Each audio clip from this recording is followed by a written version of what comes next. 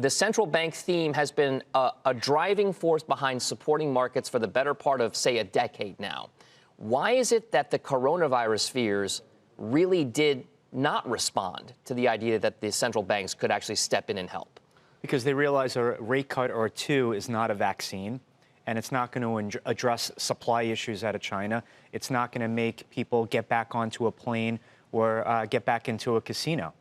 It's just not the antidote to what ails us right now. What the antidote is actually seeing a plateauing of this spread.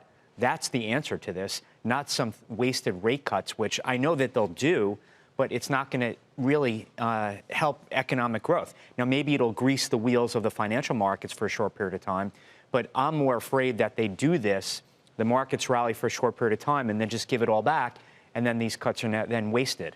So it's interesting to put this move in perspective with what's happened over the course of the past, say, year and a half, with regard to drawn-out trade conflict between the world's two largest economies that seemed to get resolved at the end of last year. The trade war had nothing like this in terms of impact. So the economic growth scenario is still there, but this is a bigger threat than the trade war, apparently. No question. The world was not prepared in terms of the pace of economic growth and the valuations of asset prices going into this. Global growth was only about 3%. U.S. growth was only about 2%.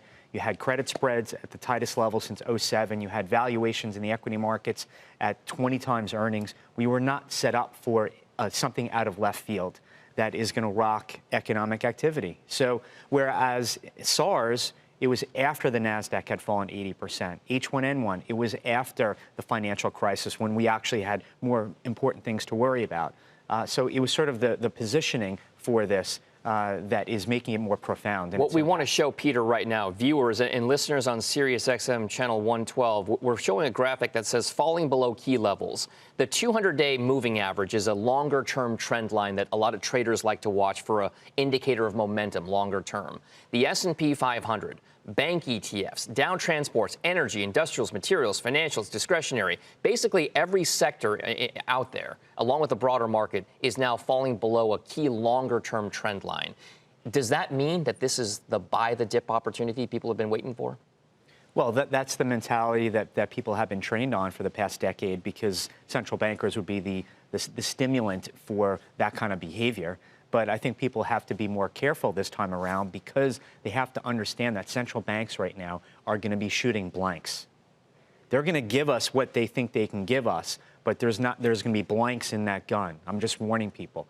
Again, the answer to what ails us is an end to the spread of this virus, not central bank rate cuts.